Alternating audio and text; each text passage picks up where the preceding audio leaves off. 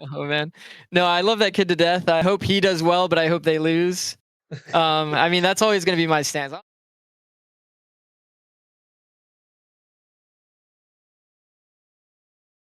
Hey guys, this is Pedro back with another interview covering VCT Americas KICKOFF 2025. For this occasion, I'm here accompanied once again by Zikz, the head coach of 100 Thieves. First time in 2025. For those of you who already know who he is, just for the sake of the introduction, is coming in for a conversation after defeating MIBR in the first round of kickoff in the upper bracket to progress to that second round and a date against Sentinel. So Zix, really do appreciate you giving me a chance for another conversation. This time coming off of a victory, a great way to start the year, I would say, over a team that has Aspas, and with any team that has Aspas, it has pretty much pretty good chance to do well. But still, like to go out to come out of it on top in a little bit of authority, I would say. What's going through your mind? How'd you kind of look at that series? I would say, yeah, I would say it's always not going to be the easiest match when you play against Ospas. Like we really drilled a lot this week, trying to make sure our fundamentals were on top of, we're on top of our game when it came to that. And I would definitely say that, kind of everybody on the team made sure to pull their weight in that front. There wasn't like a crazy amount of solo timings or solo peaks or anything like that. It was mostly people trying to find ways to jiggle more, fight together, this kind of thing. And it definitely showed in the match. I think that's definitely one of our strengths as a team, is to make sure that we find ways to fight with one another, even if it's just small advantages that we can find in these little micro scenarios. So I felt like we were abusing that really, really well today. It was something that we focused on all week, something that translated really well into the match. So overall, for me, that's like my focus, making sure that the process is improving, but also that the process is coming into stage. Um, so from a coach's perspective, that is like always one of the best feelings. Regardless of the result, really, it's like the most important thing is that whatever we do in practice, whatever we train, that we bring that into stage and we recognize that the process is the most important. We just have fun out there and we're just bring our best game that we can play on the day. Then nobody's going to be really that sad walking away, even if we lose. Um, but thankfully, today we do well with the process. We do well in terms of the results. So definitely a super big W for us. Rather than, last year's kickoff where, we instantly got blasted by Leviathan and Sentinels.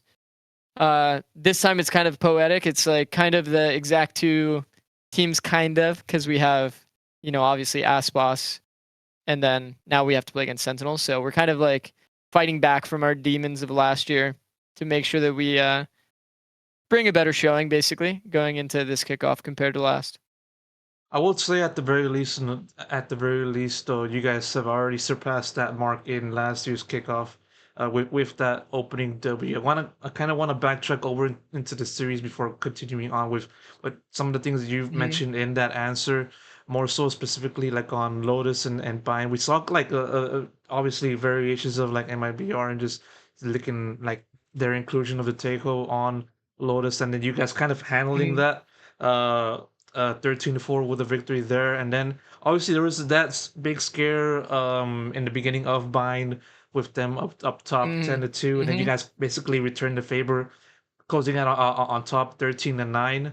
How'd you kind of, well, more so specifically onto Bind? What was Hmm. the like the biggest issues that you saw within the team during that opening half, and how did the team kind of like resolve that, as it drew forward? Hmm. Yeah, I mean, on our defense, we were making some mistakes. Some rounds were unlucky. I mean, to be honest, like the most important thing for us right now is like not even necessarily that we have perfect protocols or something like that. We're just making sure we're like basically just always on the same page, always fighting together. So I think despite the result of that blind half, the only thing I'm looking at honestly is are we finding fights together? And a lot of the time we were. And candidly, a lot of the time we were getting blasted in fights. So, so what it comes down to then, it's like once you start taking fights together and they look good, you kind of look now at like what kind of fights we should take and how we can make it better and this kind of thing. And I think that kind of comes down to, the core reason there at the end. We were, this B long play. We had a great initial fight. Afterwards, we looked to fight again as three. We 3 versus 3. They're holding us with, 3 guns, and they just blast us. It's like that scenario. Am I going to be mad? It's like, no, not really. As long as we're fighting together, it's fine. But in hindsight, of course, it's like you could just, chill, throw smoke, hold the smoke. They can't really do much. But we're the type of team that's going to take fights. So me like reining them in like that is only going to happen when it's like when it makes sense, when it's like a specific map detail thing. And as long as we're fighting together, I'm down for them to take whatever fights they want to take. And sometimes that'll bite us in the ass, but realistically, that's just how we're going to play. So it's important that we, through fighting, learn what fights are good, and then we'll adapt based on that. So I would say overall, like Bind, a lot of bad fights based on, map terrain, map geometry, this kind of thing, or like, details like that. But when we paused, I mean, all I said was just, basically a lot of these rounds are unlucky. Just keep finding fights together. The fundamentals are good. And I emphasized like another basically space of map control that I thought was like important for us to like play around. And they did both things extremely well. We kept it up, ended up closing it out 4-8, which was fucking perfect because we really needed the 2 extra rounds. I mean, in hindsight, we actually didn't need the 2 extra rounds because we had a damn near flawless attack half. But yeah, I mean, we played it pretty immaculate on attack to make up for it. I think our attack on both maps, fucking incredible. So big props to Pete, or Asuna, had just an absolutely insane day. Boosie had a great day of calling as well. Xander had a great debut. It's not easy to join a new team, join a new system that he's not used to, and still find ways to frag. So big props to him just for putting his full effort in, finding a way to make it work. I want to go on a little bit of a side topic with Asuna. I mean, obviously he played the Neon in the race. Neon, most particularly, I want to focus on because like if it was a point brought up by Golden Boy when he talked to Boostio in the post match interview and during the broadcast, and he mentioned about how you guys hardly played Neon last year because that was around the time in which Neon was like heavily favored in the meta, and we saw that happen like especially later on down the lead. Later on down 2024. Nowadays in 2025, we saw the nerfs. Many people are kind of looking at Neon as not the go-to agent as it was relative to last year. And so I'm kind of curious as to what you guys see in Neon, if it's the right way for me to ask. So what you kind of see in what is the effectiveness of this version of Neon that brings to the game that you guys feel like, okay, we can use her? I would say that just Asuna is an insane Neon. I mean, obviously that showed itself today. So, I mean, to be honest, he kind of speaks for himself to the answer of that question. But I mean, yeah, to be honest, I think just how we thought about the map of Lotus before, it didn't necessarily fully fit the way we were playing as a team. We're a team right now, like I said before, it's like we want to play for as many fights as possible. The standard Lotus comp with double smokes and kind of like you kind of fake pressure, little bit of lurk, little bit of slowly take space, little bit of contact. It's just not how we operate, It's like we need that high octane, like get in your face, run it down kind of mentality. And as soon as we kind of understood that this was like an option for us in terms of like a composition, that all kind of like flipped a switch in our brains that, this would be something that really fits our style versus like the old standard slow play comp that like maybe like a team like G2 would play better. Yeah, I think that it just plays well to the pace that we want to play as a team.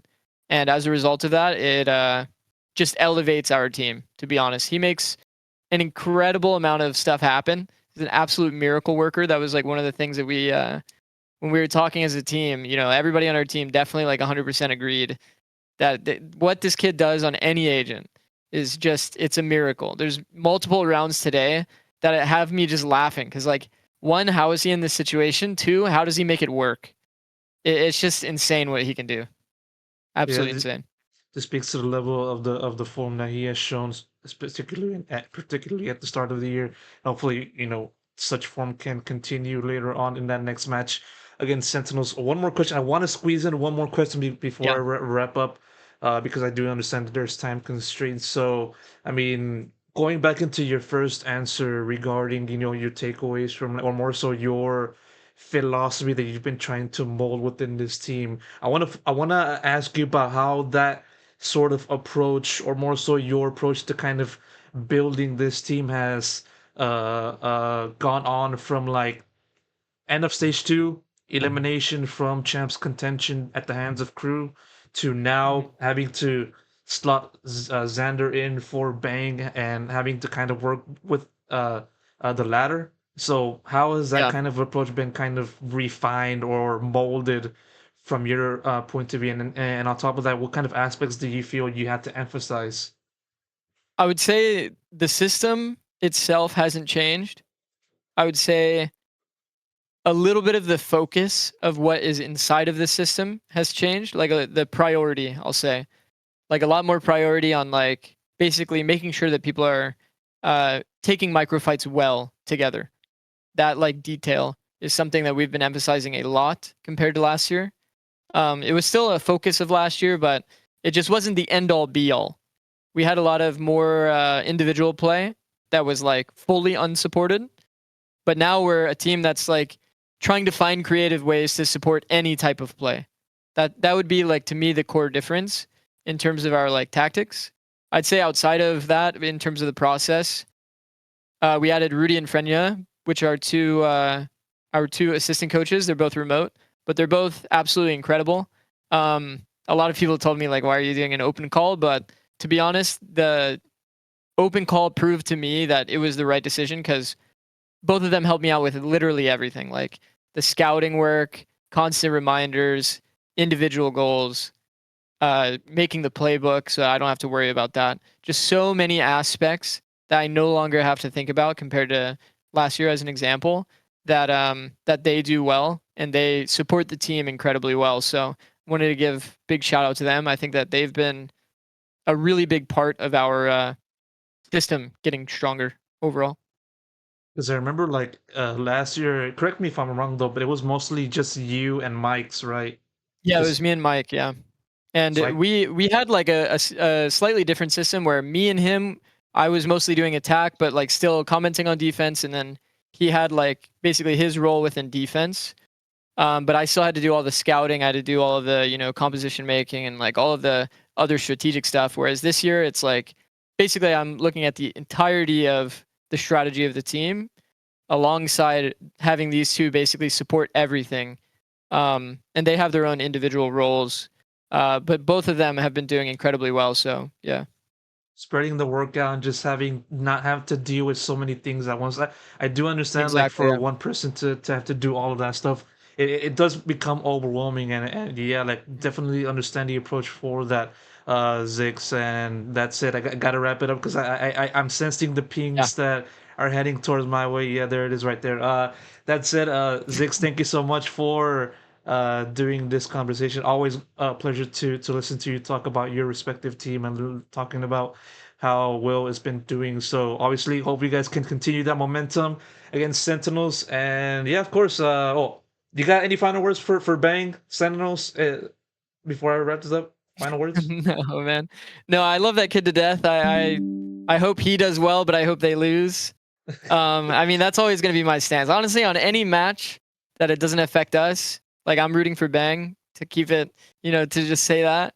And I even told him that as long as it doesn't affect us, I'll be rooting for him. But outside of that, then obviously, I hope he loses tomorrow or in 2 days rather. But yeah, we'll see. We'll see. I will see indeed. Ziggs, thank you so much. Thank you.